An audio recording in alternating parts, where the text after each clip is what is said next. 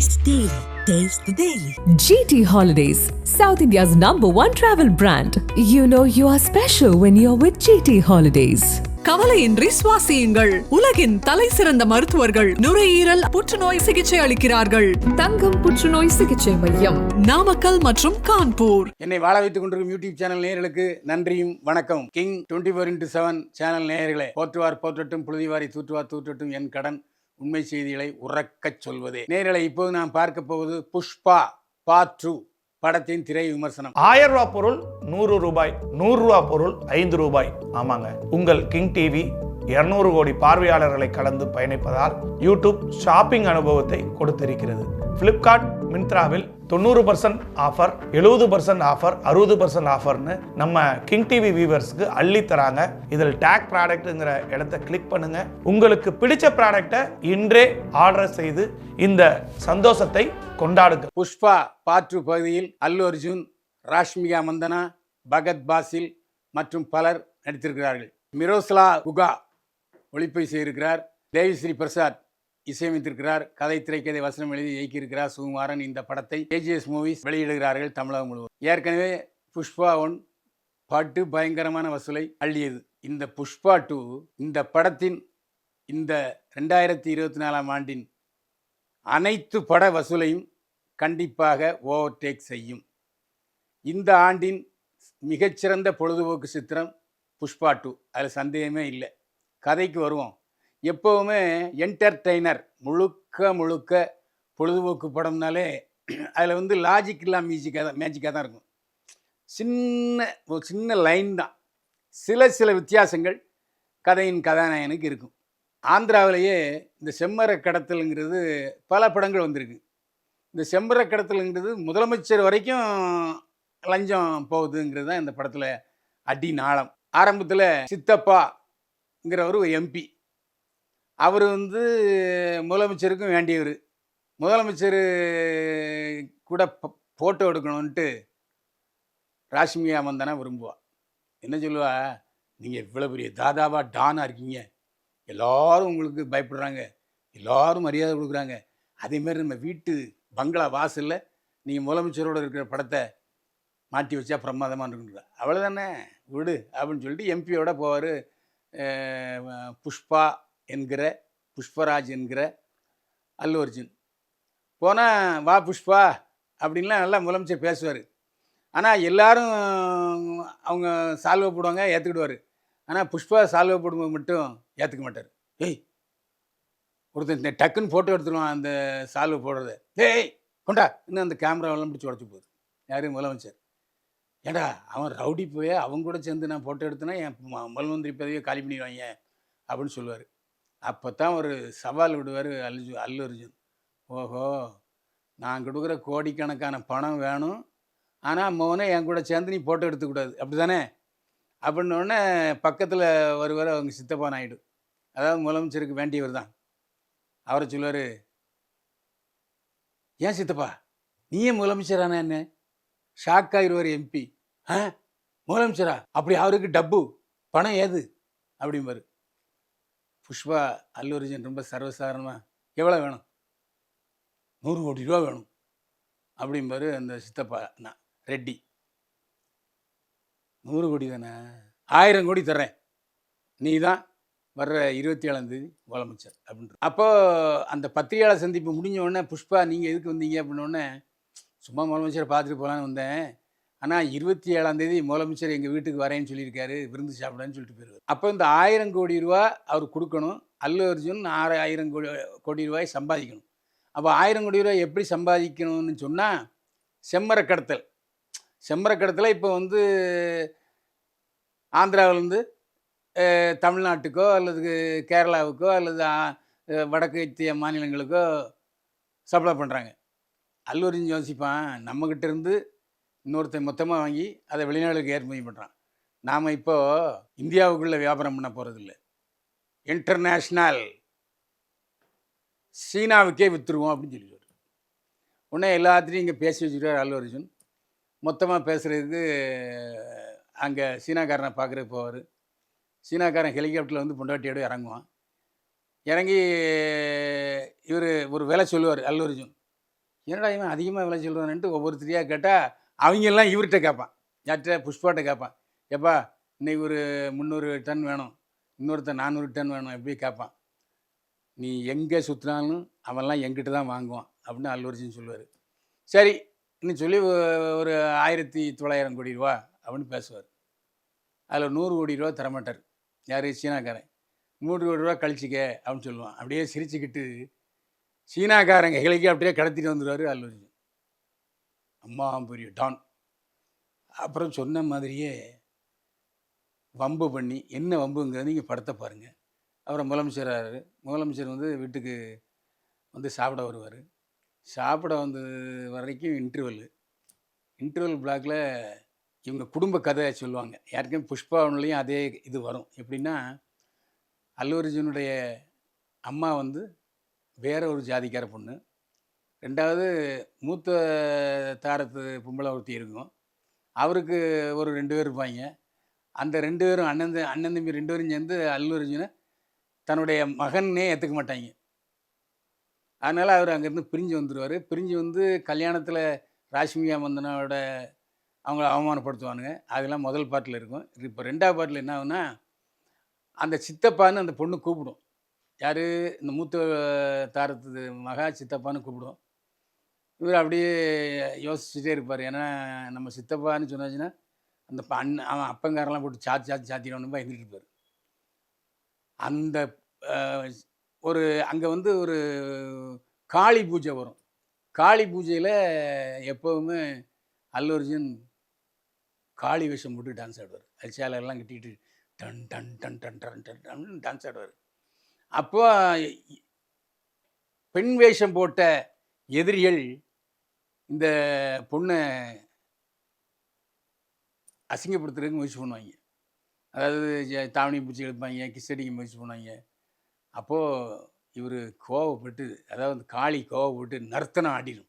டன டன டன டன டன டனன்னு எல்லாரையும் போட்டு துவம்சம் பண்ணி உண்டுலன்னு ஆக்கிடுவார். இதனால் அவன் யாருன்னா, அவன் மத்திய மந்திரி, கிங் மேக்கர். அதாவது ஆந்திராவில் யார் முதலமைச்சராக இருக்கணும்னு தீர்மானம் பண்ணுறது மத்திய அமைச்சர். அவருடைய கூட பிறந்த தம்பி மகன். மத்திய அமைச்சருக்கு வாரிசு கிடையாது. தம்பி பையனை தான் தன்னுடைய வாரிசாக வச்சுக்கிட்டு இருப்பார். அந்த ராஸ்கல் இவ்வளோ சேட்டை பண்ணுவான். சேட்டை பண்ணோன்னா அவன் பழிக்கு பழி வாங்கிட்டு நம்மளை வந்து காளி பூஜையில் அடிச்சானலான்னு சொல்லி அந்த பொண்ணு மறுபடியும் கடத்திட்டு போயிடுவான். கடத்திட்டு போயிட்டா அந்த பொண்ணை எப்படி மீட்கிறார்? அப்போது தான் அந்த நம்ம பேரரசு எழுதி இயக்கி விஜய் நடித்த திருப்பாச்சி படத்தில் தங்கச்சி அவமானப்படுத்தப்பாங்க. தங்கச்சி அவமானப்படுத்த போடும்போது தான் விஜய் வெகுண்டு எழுந்து டமால் டிமால் போட்டு அடி நொறுக்கி கிளைமேக்ஸ் முடிப்பார். அதே பேரரசு கதையை இந்த படத்தின் இயக்குனர் சுகுமாரன் வச்சுருக்காரு. பேரரசு படத்தினுடைய காப்பி இடைவேளைக்கு பிறகு வருகிறது. கிளைமேக்ஸ் வந்து திருப்பாச்சி படத்தினுடைய காப்பிங்கிறது தெளிவாக தெரியுது. ஆனால் முதல்ல உங்களுக்கு ஒரு கேள்வி கேட்குறேன். உங்களுக்கு ரஜினி நடித்த பாஷா பிடிக்குமா? பிடிக்கும் அப்படின்னு நீங்கள் சொன்னீங்கன்னா இது 3 பாஷா படத்துக்கு சமம். 3 பாஷா. அதில் வந்து ரகுவரன் வந்து எவ்வளோ வில்லனாக இருக்காரோ அதே மாதிரி இந்த படத்துலையும் வில்லன் வர்றாரு. அதுமாதிரி கதாநாயகன் அதில் ரஜினிகாந்த் பாஷா பாஷா பாஷான்னு சொல்லுவார்ல, அதே மாதிரி இல்லை ரொம்ப ஸ்டைலிஷாக இருப்பார் அல்லு அர்ஜுன். அப்படி வச்சுக்கிட்டு இந்த ஸ்டைலை எப்போவும் அப்படி இந்த இதை தூக்கிக்கிட்டே நடப்பார். அப்படி ஒரு ஸ்டைலை பண்ணுறாரு. வித்தியாசமாக பேசியிருக்காரு. அவர் இங்கே டீனரில் பிறந்து வளர்ந்தவன் அவரே சொன்னார். இசை வெளியீட்டுகளில் தமிழில் தான் பேசினார். அதுமாதிரி இந்த படத்துலையும் அவர் தான் தமிழில் பேசியிருக்காரு. ஒரு வித்தியாசமான டோனில் பேசியிருக்காரு அல்லு அர்ஜுன். இது வரைக்கும் ஆந்திராவில் பார்த்திங்கன்னா சூப்பர் ஸ்டார் ரஜினி, கமல் மாதிரி என்டி ராமராவ், நாகேஸ்வர் ராவ். அதுக்கப்புறம் பார்த்திங்கன்னா சிரஞ்சீவி. அப்புறம் சிரஞ்சீவி நடிக்கும்போதே ஜூனியர் என்டிஆர்லாம் வந்துட்டாங்க. அப்புறம் ராம் சரண். இப்போ அதே ராம் சரண் அல்லு அர்ஜுனுக்கு மூத்தவர். இன்னைக்கு சிரஞ்சீவி, ராம் சரண் ஆகியோரை ஓவர்டேக் பண்ணிவிட்டார் அல்லு அர்ஜுன். எல்லாம் ஒரே ஃபேமிலி தான். ஆனால் இன்னைக்கு அடி துவம்சம் பண்ணுறாங்க தியேட்டரில். அதாவது பாம்பேயில் ஒரு டிக்கெட் எவ்வளோ? 3000 ரூபா, 2000 ரூபா, 1000 ரூபா. இங்கே கேரளா, தமிழ்நாடு, கர்நாடகாவில் தான் கம்மி, அதாவது 300 ரூபா 200 அங்கெல்லாம் அவ்வளோ டிக்கெட்டு. அதே மாதிரி இந்த படத்தை விநியோகித்த ஏஜிஎஸ் இவங்க கையில் நிறைய தியேட்டர்ஸ் இருக்குது இந்தியா முழுக்க. இவங்க ஒரு கார்ப்பரேட் கம்பெனி. இந்த கார்ப்பரேட் கம்பெனியுடைய ஷேர் என்ன ஆயிருக்குன்னா ஒரே நல்ல 260 கோடி ரூபா லாபம் கொடுத்துருக்கு. ஒரு படம் ரிலீஸ் ஆகலை, 260 கோடி ரூபா ப்ராஃபிட். அதே மாதிரி இந்தியாவிலே அட்வான்ஸ் புக்கிங்லேயே 100 கோடி ரூபாய் வசூல் செய்த முதல் படம் புஷ்பா 2. இந்த படத்தை பார்க்கும்போது தெலுங்கு படம் மாதிரியே தெரில, தமிழ் படம் மாதிரியே இருக்குது. இந்த படத்தில் வித்தியாசம் என்னென்னா, கதாநாயகன் ரஜினி மாதிரி ஸ்டைலில் வராரு. அதேமாதிரி எல்லா படத்துலையும் பார்த்தீங்கன்னா வில்லன் ரொம்ப கோபமாக இருப்பான், ஆனால் மனைவி அடக்கிக்கிட்டே இருப்பாங்க. அது கதாநாயகனாலும் சரி. இந்த படத்தில் கதாநாயகன் அப்படியே பொண்டாட்டி தாசன், ராஷ்மிகா மந்தனாவுடைய தாசன். ராஷ்மிகா மந்தனா என்ன சொன்னாலும் கேட்பார். அது ஒரு டைலாக், பஞ்சு டைலாக். பொண்டாட்டி பேச்சை கேட்குறவன் தோக்கவே மாட்டான், என்ன மாதிரி ஜெயிச்சுக்கிட்டே இருப்பான் சொல்லுவார். இதனால் லேடிஸ் சைடையும் ரொம்ப கவர் பண்ணிட்டார் இயக்குனர் சுகுமார். ஏன்னா இந்த படத்தில் ஆக்ஷன் படங்களுக்கு பொதுவாக இந்த பெண்களுடைய ஆதரவு இருக்காது.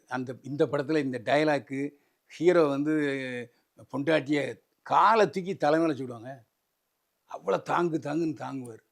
அதனால் இந்த பெண்களுக்கு மிகவும் பிடிக்கும். தனியாக பொம்பளைங்க போய் பார்த்தாச்சுன்னா புருஷனை கூட்டு போய் பார்த்துருவா, வா இந்த படத்தை பாரு, எவ்வளோ மெசேஜ் சொல்லியிருக்காரு பாரு அல்லு அர்ஜுன் அப்படின்ட்டு சொல்லுவாங்க. அதேமாதிரி இந்த படத்தில் 3 பேருடைய டான்ஸு பிரமாதமாக இருக்கும்.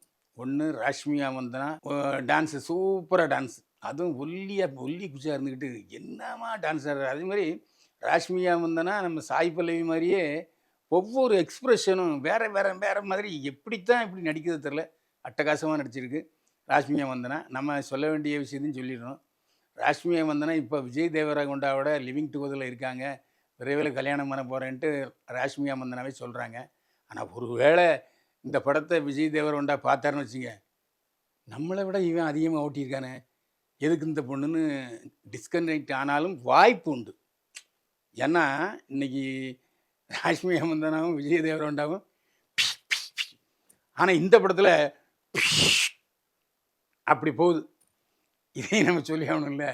அதேமாரி ஸ்ரீலீலா இப்போ அப்கமிங் ஹீரோயின் ஒரு டான்ஸ் போட்டுருக்கு பார்த்துங்க, அட்டேங்கப்பா என்னமா செக்ஸ் தெரியுமா. இந்த டான்ஸுகளுக்காகவே இன்னொரு பார்க்கணும். அப்புறம் ஒரு ஃபைட்டு ஸ்டண்ட் மாஸ்டர் பாராட்டி ஆகணும். இதுவரைக்கும் இல்லாத ஒரு அடித்தளம். எப்படின்னா கையையும் காலையும் கட்டி போட்டுவாங்க, கையை பின்னால் கட்டிடுவாங்க, காலை கட்டிடுவாங்க. அந்த சூழ்நிலையிலையும் 10 பேரை பறந்து அடிப்பார். அந்த ஷார்ட்ஸ்லாம் பின்னி பெடல் எடுத்திருக்காரு. எப்படி தான் எடுத்தாங்க, எப்படி ஃபைட்டு, ஆனால் லாஜிக்கான ஃபைட்டு பிரமாதமாக இருக்குங்க. அல்லு அர்ஜுன் முதல்ல சிரஞ்சீவி தான் டான்ஸில் நம்பர் 1 தெலுங்கில், அதுமாதிரி ஃபைட்லேயும் அவர் தான். ஆனால் தன்னுடைய சித்தப்பாவை விட வித்தியாசமாக டான்ஸ் ஆடியிருக்காரு அல்லு அர்ஜுன். ஒவ்வொரு டான்ஸும் ரொம்ப வித்தியாசமாக, அதாவது சிரஞ்சீவியிடமிருந்து மாறுபட்ட டான்ஸ் ஆடியிருக்காரு அல்லு அர்ஜுன். அல்லு அர்ஜுனுடைய ஃபைட்டுக்காக ஒரு பார்க்கலாம், அல்லு அர்ஜுன் டான்ஸ் பொம்பளை டான்ஸ் அதுக்காக பார்க்கலாம், ஸ்ரீலீலா டான்ஸுக்காக ஒன்று பார்க்கலாம். அதனால் இந்த படம் ரிப்பீட்டட் ஆடியன்ஸ் நிறைய வருவாங்க. அதே மாதிரி ஒரு செக்ஸ் ஓரியன்ட் சாங்காக இருந்தால் கூட அது மற்ற படங்களை விட மோசம்னு நம்ம சொல்ல முடியாது. அதனால் ஒரு பாஷா படம் பார்த்த மாதிரி ஒரு உணர்வு. அதாவது கொஞ்சம் சாஃப்டான ஆள், அதுக்கப்புறம் ரிவெஞ்சான ஆள், ஃபேமிலி சென்டிமெண்ட்டு, அதேமாதிரி 2ஆம் தரத்து பையனை சேர்த்துக்க மாட்டேங்கிறது, ஜாதி விட்டு ஜாதி கல்யாணம் பண்ணோன்னே அந்த பையனை தன்னுடைய சகோதரனை ஏற்றுக்க மாட்டேன்னு சொல்கிறது, இதுலேயும் நாசூக்காக சொல்லியிருக்காங்க. அதை அதிகமாக ப்ரெஸ் பண்ணலை. நம்ம பாரஞ்சித் மாதிரி ஒரே ஜாதி படமெல்லாம் ஆக்கலை. மேலோட்டமாக அவர் கதையை என்ன சொல்ல முடியுமோ அந்த அளவுக்கு சொல்லியிருக்காங்க. ஒளிப்பதிவு பிரமாதமான ஒளிப்பதிவு, வேறு டோனில் போகுதுங்க. ஒளிப்பதிவு பளீர்னு இருக்குது, சிவப்பா பச்சையா வெள்ளை எல்லாம். அந்த ஈஸ்ட்மன் கலருங்கிறது முழுமையாக அந்த 1001 எஃபெக்டில் படத்தை பார்த்த மாதிரி இருக்குது. தேவிஸ்ரீ பிரசாத் பாடல்கள் 3 பாடல்கள், அதுலேயும் ஃபீலிங்ஸ் வந்துடுச்சின்னு ஒரு பாட்டு இருக்குது பார்த்துங்க. அந்த பார்த்தீங்கன்னா மோகனா 50 வயசுக்காரனை கூட அன்றைக்கி ஒய்ஃபை ஃபீலிங் வந்துடுச்சின்ட்டு கதை ஓடிடும். அந்த அளவுக்கு இருக்குது. நீங்கள் பார்த்ததுக்கப்புறம் என் கருத்து சொல்லுங்கள்.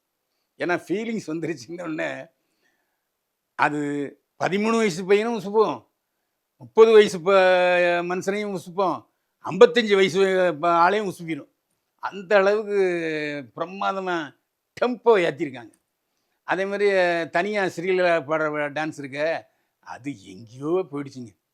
அட்டேங்கப்பா டான்ஸ் மூமெண்ட்டு, தட்டுறது போகிறது, அந்த டயலாக்கே நீ வரம்பு மீறினா அடித்து துவச்சிருவோங்கிற மாதிரி ஒரு பாட்டு அருமையாக இருக்குது. மொத்தத்தில் பொழுதுபோக்குக்கு என்னென்ன ஐட்டங்கள் இருக்கோ ஒரு ஐட்டம் விடாமல் சேர்த்துருக்காங்க. இது வாழ்வியல் படம், இது விருதுக்குரிய படம் அதெல்லாம் கிடையாது. 200 கொடுத்தியா 300 ஒன்று சந்தோஷப்படுத்தினேன், இது நான் கேரண்டி. இதை அப்படியே சொல்லியிருக்காரு சுகுமார். இந்த வெளியில் உள்ள கவலைகள், ஏகப்பட்ட கவலைகள், பொண்டாட்டி திட்டினது, புருஷன் திட்டினது, அப்பா திட்டினது, இப்படின்னா நிறைய காலேஜில் ப்ரொஃபஸர் திட்டினெல்லாம் இருக்குல்ல, இதெல்லாம் திடீர்னு தியேட்டருக்கு போனால் வச்சுங்க ஃபுல்லாக மறந்து அப்படியே வெளியே வரும்போது ரிலாக்ஸாக ஒரு ஃபீலிங் வந்துருச்சுங்கிற மாதிரி வருவாங்க. அதனால் தயவு செஞ்சு குடும்பத்தோடு பார்க்கலாம், அதில் எந்த சந்தேகமும் இல்லை. எல்லாருமே இதை ரசிப்பாங்க, குழந்தைகளும் ரசிப்பாங்க, பெரியவர்களும் ரசிப்பாங்க. மொத்தத்தில் புஷ்பா 2 இந்த ஆண்டின் மிகச்சிறந்த பொழுதுபோக்கு படம் வசூலை அள்ளி குவிக்கப் போகிறது. அதே மேலே புஷ்பா 3வது பார்ட்டும் வருகிறது என்பதை படத்திலே சொல்லிட்டாங்க. புஷ்பா 3க்காக நம்ம காத்திருப்போம். மீண்டும் சந்திப்போம். வாழ்க வளமுடன். Taste Daily. Taste the Daily. GT Holidays, South India's #1 travel brand. You know you are special when you're with GT Holidays. கவலையின்றி சுவாசியுங்கள். உலகின் தலை சிறந்த மருத்துவர்கள் நுரையீரல் புற்றுநோய் சிகிச்சை அளிக்கிறார்கள். தங்கம் புற்றுநோய் சிகிச்சை மையம், நாமக்கல் மற்றும் கான்பூர். 1000 ரூபாய் பொருள் 100 ரூபாய், 100 ரூபாய் பொருள் 5 ரூபாய். ஆமாங்க, உங்கள் கிங் டிவி 200 கோடி பார்வையாளர்களை கலந்து பயணிப்பதால் யூடியூப் ஷாப்பிங் அனுபவத்தை கொடுத்திருக்கிறது. பிளிப்கார்ட், மிந்த்ராவில் 90% ஆஃபர், 70% ஆஃபர், 60% ஆஃபர்னு நம்ம கிங் டிவி வியூவர்ஸ்க்கு அள்ளி தராங்க. இதில் டேக் ப்ராடக்ட்ங்கிற இடத்த கிளிக் பண்ணுங்க. உங்களுக்கு பிடிச்ச ப்ராடக்டை இன்றே ஆர்டர் செய்து இந்த சந்தோஷத்தை கொண்டாடுங்க.